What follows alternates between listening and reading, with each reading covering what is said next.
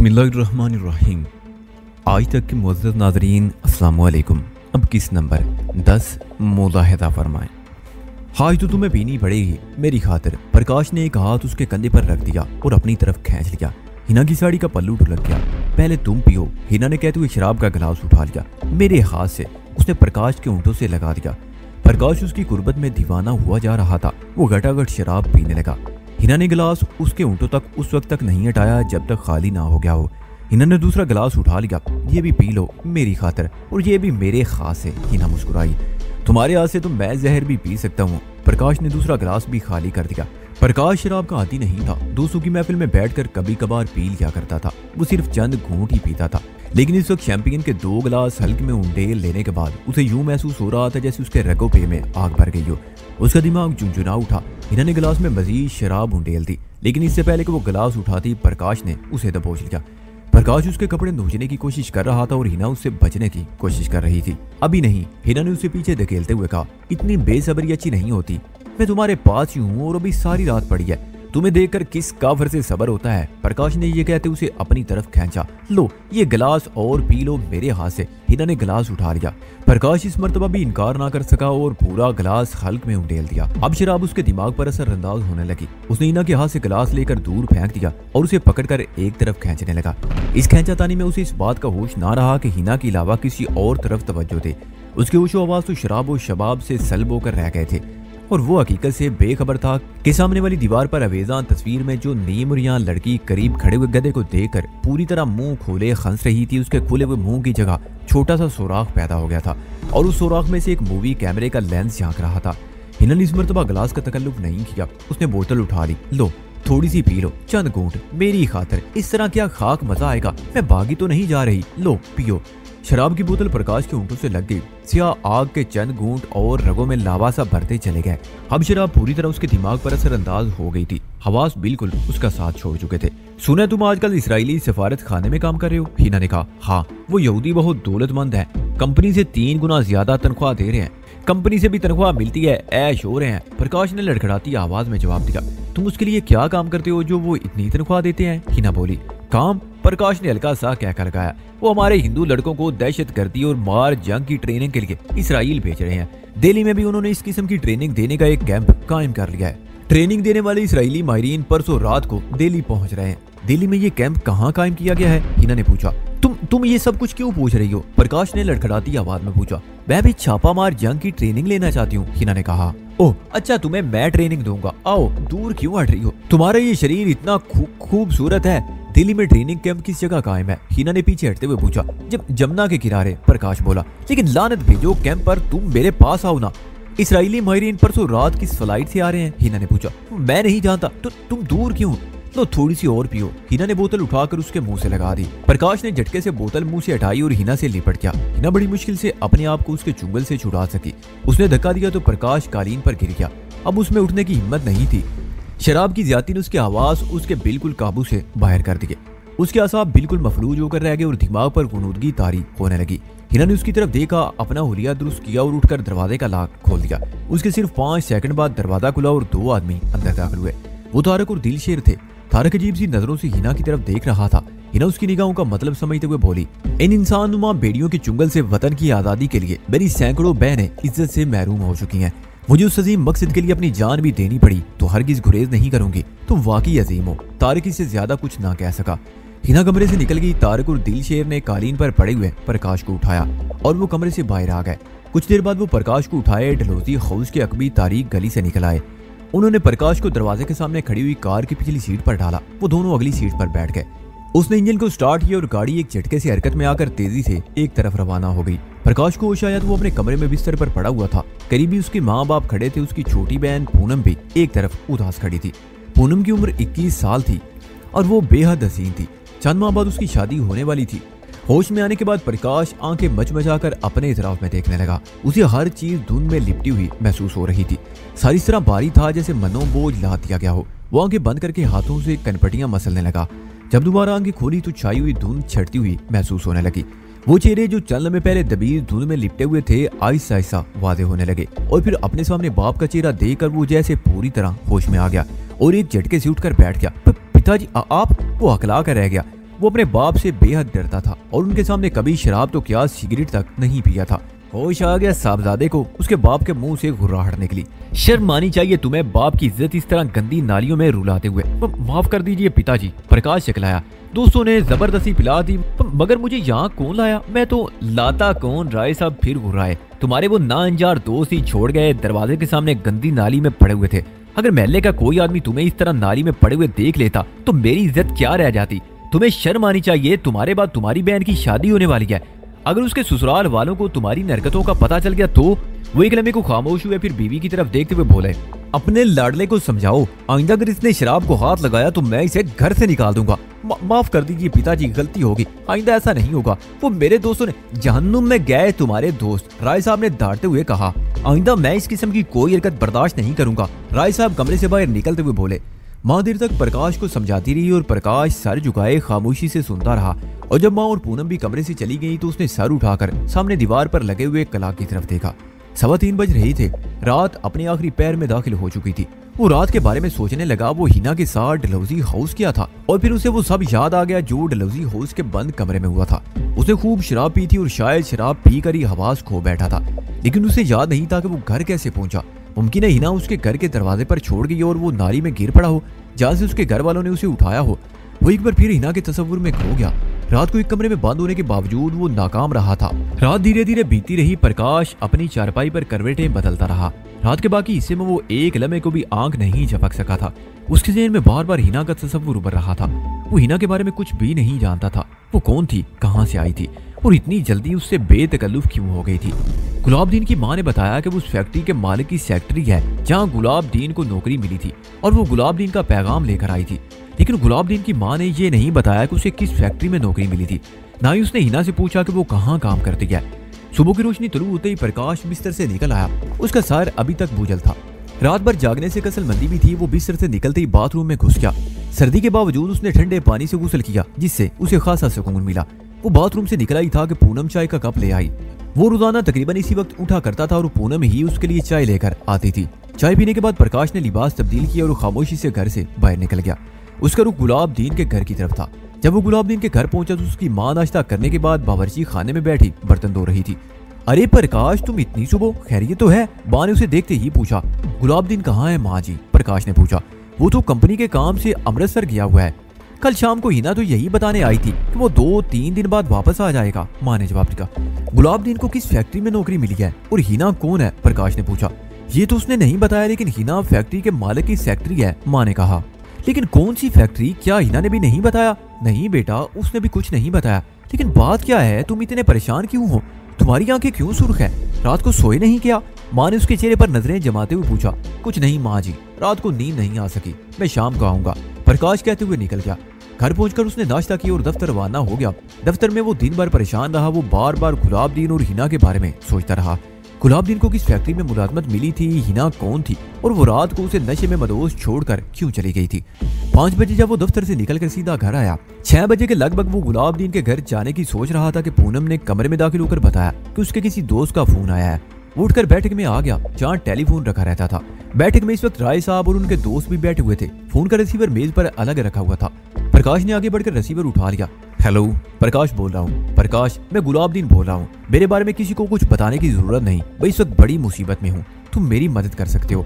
कल शाम हीना नामी जिस लड़की से तुम्हारी मुलाकात हुई थी वो इस वक्त आर्या समाज और लिंक रोड के मोड़ पर तुम्हारी मुंतजिर है, उसके साथ आ जाओ। तुम कहाँ से बोल रहे हो? फोन पर बात नहीं कर सकता। दूसरी तरफ से प्रकाश की बात काट दी गई। यहाँ आओ तो तफसील से बताऊंगा कि मामला क्या है। किसी को बताने की जरूरत नहीं कि तुम कहाँ जा रहे हो। प्रकाश ने कुछ कहना चाहा लेकिन दूसरी तरफ से लाइन कट गई। उसने रिसीवर रखते हुए अपने बाप की तरफ देखा और खामोशी से कमरे से निकल आया।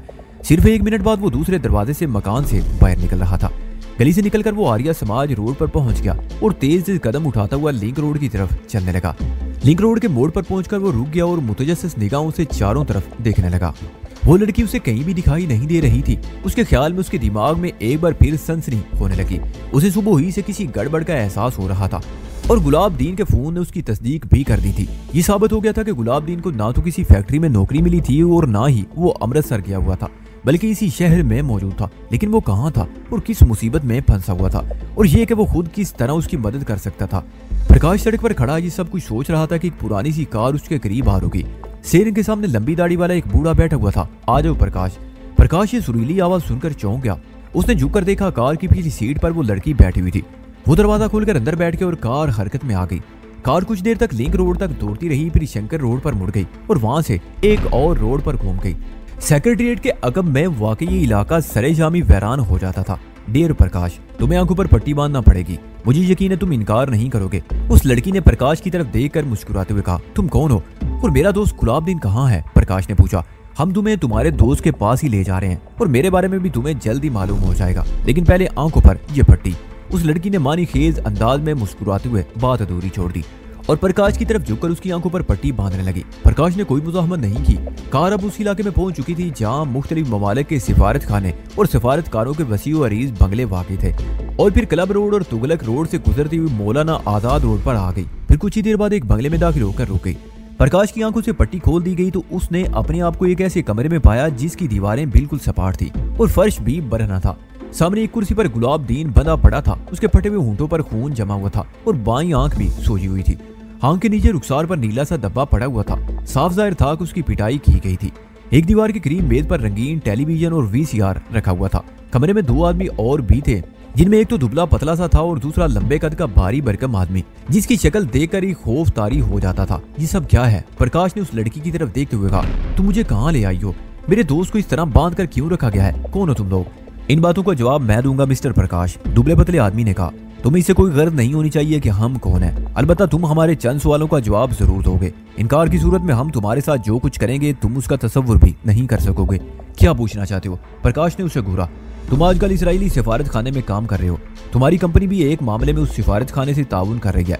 हमारी इत्तला के मुताबिक इसराइल के कुछ फौजी माहिरीन कल रात दिल्ली आ रहे हैं। हम ये जानना चाहते हैं कि वो किस फ्लाइट से यहाँ पहुंचेंगे। मैं इस सिलसिले में कुछ नहीं जानता और ना ही इसराइली सिफारत खाने से मेरा कोई ताल्लुक है। तुम लोगों को कोई गलतफहमी हुई है। प्रकाश ने खुश्क लहजे में जवाब दिया। झूठ तुम्हारे लिए नुकसानदेह साबित होगा मिस्टर प्रकाश, दुबले पतले आदमी ने कहा।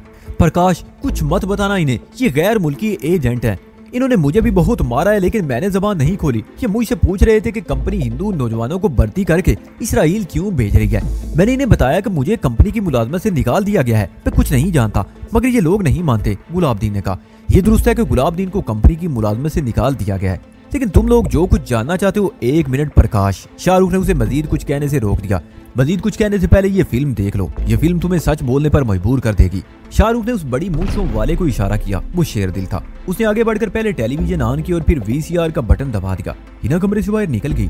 टीवी स्क्रीन पर लहरें सी नाचने लगी और फिर जो सीन स्क्रीन पर नजर आया उसे देखकर प्रकाश के होश उड़ गए। गुज़िश्ता रात डिलोजी हाउस के प्राइवेट रूम में जो कुछ भी हुआ वो सब कुछ टीवी स्क्रीन पर नजर आ रहा था। फिल्म इस महारत से बनाई गई थी कि हिना का चेहरा दिखाई नहीं दिया, लेकिन प्रकाश का चेहरा वाज़ेह तौर पर नजर आ रहा था। उन दोनों की गुफ्तगू भी रिकॉर्ड हो चुकी थी। प्रकाश ने गुज़िश्ता रात नशे में जो कुछ बताया अब उसे सुनकर उसका दिल डूबा जा रहा था। शाहरुख ने टीवी बंद कर दी और प्रकाश की तरफ देखकर मुस्कुराते हुए बोला, अगर ये फिल्म तुम्हारे बाप, तुम्हारी बहन के ससुराल वालों और इसराइली सिफारत खाने को भेज दी जाए तो तुम अंदाजा लगा सकते हो कि तुम्हारा क्या हशर होगा। गुज़िश्ता रात तुम ये एतराफ कर चुके हो कि बहुत कुछ जानते हो, इसलिए इस सिलसिले में झूठ बोलने की जरूरत नहीं। अगर तुमने ताउन किया तो तुम्हें और तुम्हारे दोस्त को कोई नुकसान नहीं पहुंचाया जाएगा। क्या जानना चाहते हो? प्रकाश की हल्की से मुर्दा सी आवाज निकली। उसे सीने में अपना दिल डूबता हुआ महसूस हो रहा था। वो जानता था अगर ये फिल्म इसराइली सफारत खाने को भेज दी गई तो यहूदी उसे जिंदा नहीं छोड़ेंगे। दूसरी तरफ उसके खानदान की इज्जत और बहन की जिंदगी का सवाल था। उनके शिकंजे में बुरी तरह फंस गया था। निकलने का सिर्फ एक ही रास्ता था कि उनसे ताउन किया जाए। इसराइली फौजी माहिरीन कल किस फ्लाइट से आ रहे हैं? शाहरुख ने पूछा। ये मुझे नहीं मालूम। ट्रेनिंग कैंप जमुना के किनारे किस जगह कायम किया गया है ये भी नहीं मालूम, प्रकाश ने कहा। लेकिन मालूम कर सकते हो। शाहरुख ने उसके चेहरे पर नजरें जमा दी। कल दोपहर तक ये मालूमात हम तक पहुंचनी चाहिए। कल दोपहर लंच के वक्फे में तुम सिफारत खाने की इमारत से बाहर आओगे। हमारा आदमी खुद ही तुमसे राब्ता कायम करेगा और अगर तुमने कोई गड़बड़ करने की कोशिश की तो ना सिर्फ ये फिल्म मुतल्लिका लोगों तक पहुंचा दी जाएगी, बल्कि अगली मर्तबा जब तुम्हें यहाँ लाया जाएगा तो इस कुर्सी पर तुम्हें अपनी बहन बंधी हुई नजर आएगी। प्रकाश ने कोई जवाब नहीं दिया। शाहरुख के इशारे पर गुलाबदीन को खोल दिया गया और उन दोनों की आंखों पर पट्टियां बांध दी गई। वो मुराद अली था जो बिकारी के बेस में इसराइली सिफारत खाने वाली सड़क पर एक दरख्त के नीचे बैठा हुआ था। वो हिंदू ही लग रहा था। उसके सामने एक मैली सी चादर बिछी हुई थी जिस पर 5, 10, 25 और 50 पैसे वाले चंद सिक्के बिखरे हुए थे। सिफारत खाने की इमारत तकरीबन 75 गज दूर सड़क के दूसरी तरफ थी और जिस तरफ अली मुराद बैठा हुआ था वहां से सिफारत खाने का गेट साफ नजर आ रहा था। मुराद अली की बाईं तरफ तकरीबन 20 गज के फासले पर पीपल के दरख्तों के झुंड के नीचे एक होटल भी बना हुआ था। इस किस्म के साइबान होटल ऐसे इलाकों में आमतौर पर नजर आते हैं जहां दफातर वगैरह हों। दफातर के निचले दर्जे के मुलाजमीन को इन होटलों से सस्ता खाना मिल जाता है। ये भी एक साइबान होटल था, लेकिन दूसरे होटलों की निस्बत कदरे साफ सुथरा था। यहाँ चारपाई और पंजों की बजाय स्टील की फोल्डिंग मेजें और कुर्सियां थी।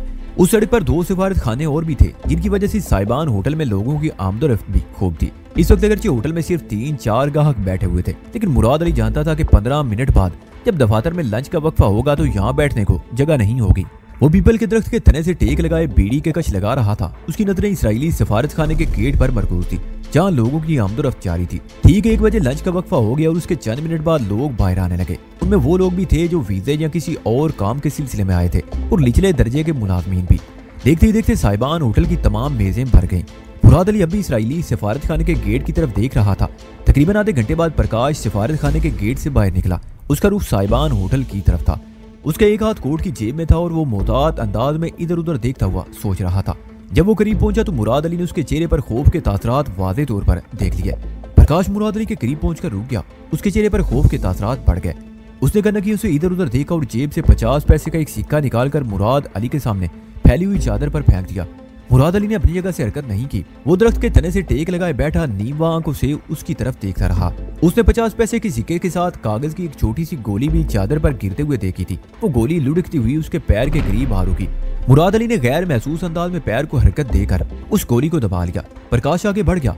साइबान होटल में किसी मेज पर जगह नहीं थी। उसने खड़े खड़े चाय पी और तेज तेज कदम उठाता हुआ सिफारत खाने वापस चला गया। करीब से गुजरते उसने मुराद अली की तरफ देखा तक नहीं था। मुराद अली अब भी दरख्त के तने से टेक लगाए बीड़ी के कश लगा रहा था। इसी दौरान उसने बड़ी खूबसूरती से एक कागज की वो गोली उठाकर जेब में डाली। दफ्तरों में लंच का वक्फा खत्म हो चुका था। साइबान होटल भी खाली था। मुराद अली ने चादर पर बिखरे हुए पैसे समेट कर जेब में डाले, चादर झाड़ कर कंधे पर डाली और कशकोल उठाकर साइबान होटल की तरफ बढ़ गया। वहां बैठकर उसने चाय पी और पैसे दिए बगैर जय राम जी की सदा लगाता हुआ आगे बढ़ गया। तकरीबन आधे घंटे बाद मुराद अली मोती बाग पहुंच चुका था। वहाँ एक जगह उसने अपना हुलिया तब्दील किया। जब वो दोबारा सड़क पर आया तो उसकी शख्सियत बिल्कुल बदल चुकी थी। कुछ दूर जाकर उसने एक टैक्सी पकड़ी और सरदार पटेल रोड पर पहुंच गया।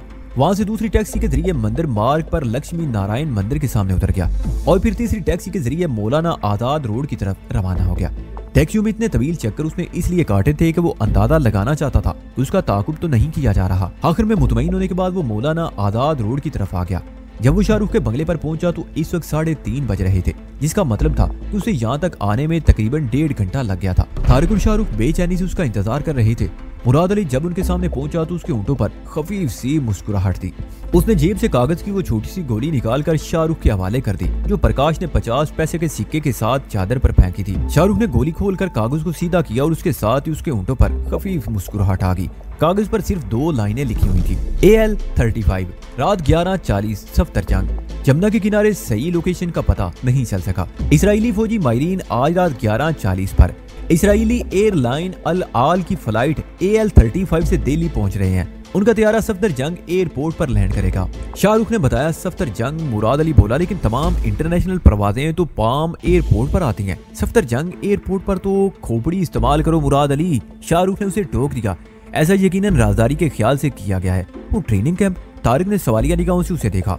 कैंप जमुना के किनारे किसी जगह कायम किया गया है। प्रकाश कैंप की लोकेशन का पता नहीं चला सका, शाहरुख ने कहा और चंद लम्हों की खामोशी के बाद बोला, मुराद अली तुम फोन पर दिलशेर को बता दो कि वो 7 बजे यहाँ पहुँच जाए। हम 9 बजे यहाँ से रवाना हो जाएंगे। इससे पहले आपस में कुछ बातें तय कर लेना जरूरी है। जाना कहाँ है? मुराद अली ने पूछा। सफ्तर जंग एयरपोर्ट, शाहरुख ने मुस्कुराते हुए कहा। हम इसराइली एयरलाइन के उस त्यारे को लैंड करने से पहले ही तबाह कर देंगे। उन्होंने एयरपोर्ट और उसके आसपास बड़े सख्त हिफाजती इंतजाम कर रखे होंगे। कैसा मुमकिन है? हमें एयरपोर्ट जाने की जरूरत नहीं पड़ेगी। तुम दिलशेर को फोन करके आओ, उसके बाद हम प्रोग्राम तय करेंगे, शाहरुख ने कहा। दिलशेर को फोन पर इतला दे दी गई कि वो ठीक 7 बजे कोठी पर पहुंच जाए। वो तीनों ड्राइंग रूम में बैठे हुए थे। गुफ्तगू मौजूदा सूरत पर थी। हिंदुओं ने यहूदियों के साथ मिलकर जो मंसूबा बनाया है वो बेहद खतरनाक है, शाहरुख कह रहा था। मुताज़िब हिंदू नौजवानों को तकरीब कारी, दहशतगर्दी और छापामार जंग की जो ट्रेनिंग दी जा रही है, उसका मकसद ये है कि वादी कश्मीर में ज्यादा से ज्यादा तबाही फैलाई जाए। आजादी का नारा लगाने वालों का गला घूंट कर उनकी आवाज दबा दी जाए। वादी में इस कदर बर्बरियत फैलाई जाए कि कश्मीरी सर उठा ना सके। लेकिन हिंदू ये नहीं जानते कि मुसलमान कभी बातिल के सामने नहीं झुका। एक मुसलमान की गर्दन कटती है तो 10 और सामने आ जाते हैं। जिन लोगों को दहशतगर्दी और छापामार जंग की तरबियत के लिए इसराइल भेजा जा रहा है, उनके बारे में तो हम फिलहाल कुछ नहीं कह सकते, लेकिन इतना तो कर सकते हैं कि यहाँ जिन लोगों को ट्रेनिंग दी जा रही है या दी जाने वाली है उन्हें वक्ती तौर पर रोक दिया जाए। मैं जानता हूँ कि हमारी इस कार्रवाई से ज्यादा फर्क नहीं पड़ेगा, लेकिन इतना जरूर होगा कि हम उनके मंसूबे में ताखीर पैदा कर देंगे। तुम्हारा क्या मंसूबा है? तारक ने सवालिया नजरों से उसे देखा। मेरा मंसूबा यह है कि हम उनका ट्रेनिंग कैंप तबाह करेंगे, शाहरुख बोला। मैंने कुछ असला जमा कर रखा है जो हमारे मंसूबे की तकमील के लिए मददगार होगा। सबसे पहले हम आज रात इसराइली एयरलाइन के उस तैयारे को तबाह करेंगे जो जंगी माहिरीन को लेकर आ रहा है। जैसा कि मैंने पहले भी कहा था कि हमारी इस कार्रवाई से उनका मंसूबा खत्म नहीं होगा, लेकिन वक्ती तौर पर इसमें रखना जरूर आएगा। हम अगरचे एक ग्रुप को खत्म करेंगे तो उसकी जगह दूसरा ग्रुप आ जाएगा। हम अपना ये सिलसिला उस वक्त तक जारी रखेंगे जब तक हमारे दम में दम रहेगा। सबसे पहले हमें आज रात उस तैयारे को तबाह करने की प्लानिंग करनी है। हम अपनी ये कार्रवाई एयरपोर्ट से दूर रहकर करेंगे। नक्शा देखोगे तो मेरी बात तुम्हारी समझ में आ जाएगी। शाहरुख ने मेज पर दिल्ली का नक्शा बिछा दिया। उस नक्शे में दिल्ली की तमाम अहम सड़कों, इमारतों, तारीखी मुकामात की निशानदेही की गई। ये सफदरजंग एयरपोर्ट है। उसने पेंसिल की नोक से नक्शे पर एयरपोर्ट की निशानदेही की। ये रोड सफदरजंग एयरपोर्ट के करीब से गुजरती हुई रिंग रोड से जा मिलती है। ये लूदी रोड है जो एयरपोर्ट से हमायूं के मकबरे की तरफ चली गई है। जहाँ एक तरफ अलीगंज और दूसरी तरफ सफदरजंग एयरपोर्ट, और बाईं तरफ के रोड के बिल्कुल साथ सफदरजंग का मकबरा और उससे आगे रेस कोर्स है। सफदरजंग का मकबरा एयरपोर्ट के बिल्कुल सामने है। यहाँ से एयरपोर्ट पर किसी भी जहाज को मिसाइल से निशाना बनाया जा सकता है। जरूरत सिर्फ महारत और निशाने की है। और तारक, मेरा ख्याल है तुम्हें मिसाइल फायर करने की ट्रेनिंग भी दी गई है। शाहरुख ने खामोश होकर तारक की तरफ देखा।